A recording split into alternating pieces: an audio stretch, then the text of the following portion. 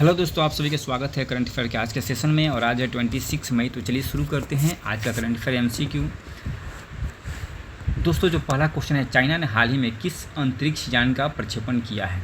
किस अंतरिक्ष यान? ये अंतरिक्ष यान का नाम पूछ रहा है, तो इसका नाम है शेनझोउ 23। शेनझोउ 23 दोस्तों, इस यान से तीन अंतरिक्ष यात्री हैं उसको भेजा गया है। और ये तियांगे जो उसका चाइना का अपना अंतरिक्ष स्टेशन है, वहाँ पर जाकर ये कनेक्ट रहेंगे। और ये तीन अंतरिक्ष यात्री 1 साल तक वहाँ पे रहेंगे। दोस्तों, मुख्य रूप से चाइना का ये उद्देश्य है कि वो 2030 तक टारगेट है उसका कि चांद पर, यानी चांद पर, मून पर, किसी तरह से चांद पर, मून पर, वहाँ पर ह्यूमन को भेजा जाए, मनुष्य को भेजने की इसकी योजना है। उसी के लिए ये जो शेनझोउ 23 अंतरिक्ष यान है उसको तियांगोंग अंतरिक्ष स्टेशन पर भेजा गया है।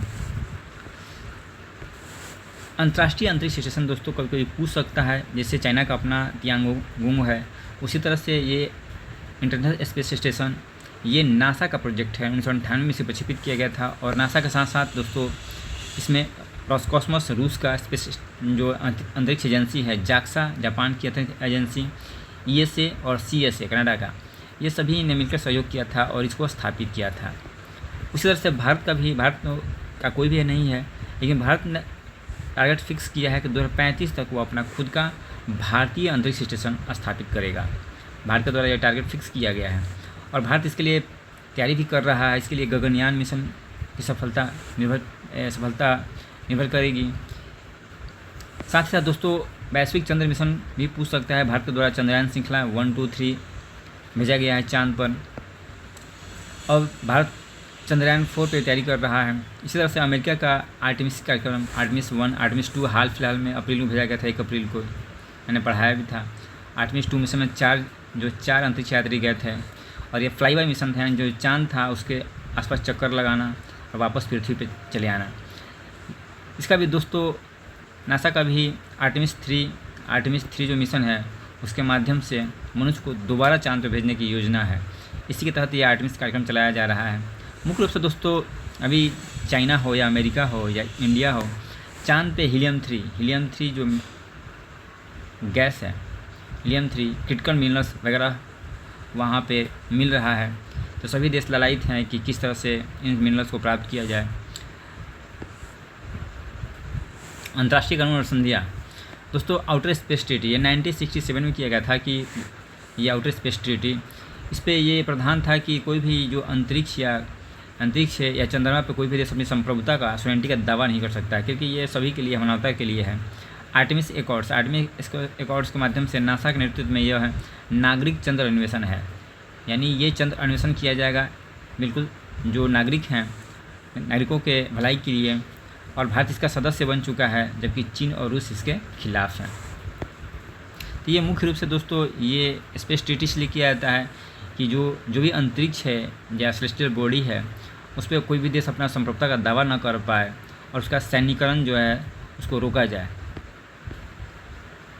अगला क्वेश्चन है, लियोनेल मेसी अरबपतियों के क्लब में शामिल होने वाले इतिहास के कौन से फुटबॉलर बने हैं? तो ये दूसरे फुटबॉलर बन चुके हैं जो अरबपति बने हैं। पहला था क्रिस्टियानो रोनाल्डो, ये पुर्तगाल खिलाड़ी हैं। ये दूसरे बन चुके हैं लियोनेल मेसी, इंटर मियामी के ये प्लेयर हैं दोस्तों। पहले ये बार्सिलोना से खेलते थे, अब इंटर मियामी यूएसए से, वहाँ की क्लब है यूएसए की, वहीं से खेलते हैं। अगला है, राजनाथ सिंह ने किस स्वदेशी सार्वभौमिक रॉकेट प्रक्षेपण प्रणाली का प्रक्षेपण किया है? तो दोस्तों ये है सूर्यास्त्र, मल्टी रॉकेट लॉन्चर है ये सूर्यास्त्र, और इसका मार्ग क्षमता 300 किलोमीटर के आसपास है। इसी का सफल परीक्षण किया गया था, यही सूर्यास्त्र, इसे रॉकेट छोड़ा जाता है। मुख्य रूप से दोस्तों इंडिया है जो अपने डिफेंस है उसमें आत्मनिर्भर बनना चाहता है। तो इसी के लिए जो प्राइवेट सेक्टर है उसको भी इसमें बढ़ावा दिया जा रहा है डिफेंस सेक्टर के लिए।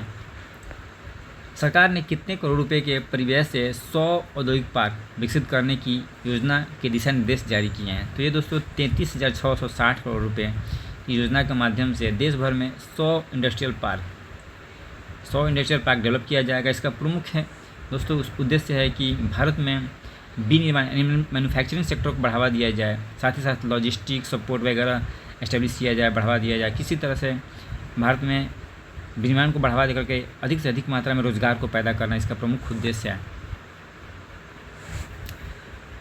वर्ष 2026 में पद्मश्री से सम्मानित भोजपुर के लोक गायक कौन है? भोजपुर के लोक गायक दोस्तों इनको पद्मश्री मिला है, ये हैं भरत सिंह भारती। बिहार से 3 लोगों को पद्मश्री दिया गया है, 3 लोगों को बिहार से पद्मश्री दिया गया है।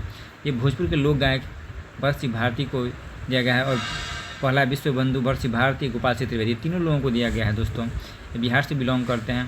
बिहार के भरत सिंह भारती और विश्व बंधु डॉक्टर गोपाल सिंह त्रिवेदी दोनों को मरणोपरांत भरत सिंह भारती जो जिंदा हैं दिया गया है। भोजपुर के ननौर गांव निवासी, ननौर गांव भरत सिंह भारती जो कला के क्षेत्र से ये बिलोंग करते हैं, भोजपुरी लोक गायक है, संगीतकार, गीतकार। गोपाल जी त्रिवेदी दोस्तों ये कृषि वैज्ञानिक थे, कृषि वैज्ञानिक गोपाल जी त्रिवेदी।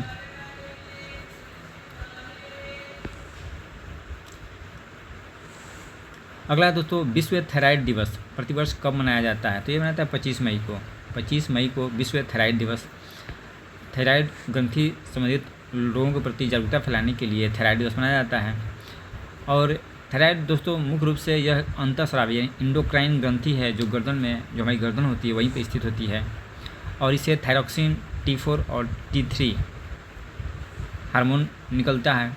और ये जो हम हार्मोन है शरीर में, जो हमारे मेटाबॉलिज्म है, ग्रोथ है, ब्रेन का डेवलपमेंट है, इन सब चीज़ों को ये कंट्रोल करता है।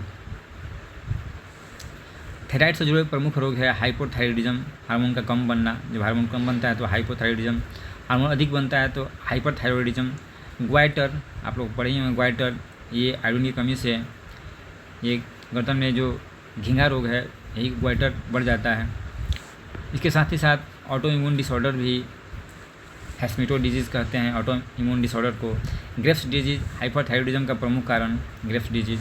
आयोडीन का महत्व दोस्तों, आयोडीन मुख्य रूप से दोस्तों जो नमक होता है साल्ट, उसमें पाया जाता है और इसकी कमी से, आयोडीन की कमी से घिंगा रोग, ग्वाइटर, मानसिक विकास, बच्चों का जो मेंटल हेल्थ है उसका डेवलपमेंट रुक जाता है, कैटेनिज्म हो सकता है। अगला क्वेश्चन दोस्तों, हाल ही में आयोजित क्वाड विदेश मंत्रियों की बैठक जो क्वाड फॉरेन मिनिस्टर्स मीटिंग है की मेजबानी किस देश ने की है? ये भारत में 25 मई यानी दोस्तों क्वाड जो फॉरेन मिनिस्टर उनकी मीटिंग शुरू हुई है और इसमें मुख्य रूप से जो भारत के विदेश मंत्री हैं एस जयशंकर, ऑस्ट्रेलिया के विदेश मंत्री पेनी योंग, जापान के विदेश मंत्री तोशिमित्सु मोटेगी और अमेरिका के विदेश मंत्री मार्क रूबियो इसमें मुख्य रूप से शामिल हुए हैं। और इसका मुख्य फोकस है इंडो पैसिफिक सिक्योरिटी। इसमें मुख्य रूप से दोस्तों मेरीन टाइम कोऑपरेशन, समुद्री नौसैनिक सहयोग, क्रिटिकल मिनरल्स के लिए सप्लाई चेन रेजिलियंस और इमर्जिंग टेक्नोलॉजी पर सहयोग करना। क्वाड क्या है दोस्तों? Quad क्वाइलेटरल security dialogue. 2007 में शिंजो एबे जिनकी हत्या कर दी गई थी उन्हीं का ये सोच था। 2017 में ये मूर्त रूप पे हासिल किया दोस्तों। और यही है देखिए इंडो पैसिफिक, जो ये पैसिफिक ओशियन है, प्रशांत महासागर और ये हिंद महासागर। और यहाँ पे चाइना है दोस्तों, मुख्य रूप से चाइना यहाँ वन बेल्ट रोड इनिशिएटिव चला रहा है और चाइना का फिलीपींस और कुछ अन्य देशों के साथ, ताइवान के साथ कुछ द्वीपों को लेकर यहाँ पे विवाद भी है। तो किस तरह से जो इंडिया है, अमेरिका है, USA और जापान, ऑस्ट्रेलिया, ये सब आपस में मिल कर के चाइना को कंटेन करने के लिए ये क्वाड मुख्य रूप से सैनिक संगठन नहीं है, लेकिन इसका मंशा तो वही है दोस्तों, तो ये आपस में सहयोग करना है। दोस्तों आज के करंट अफेयर्स इतना ही था। Thank you.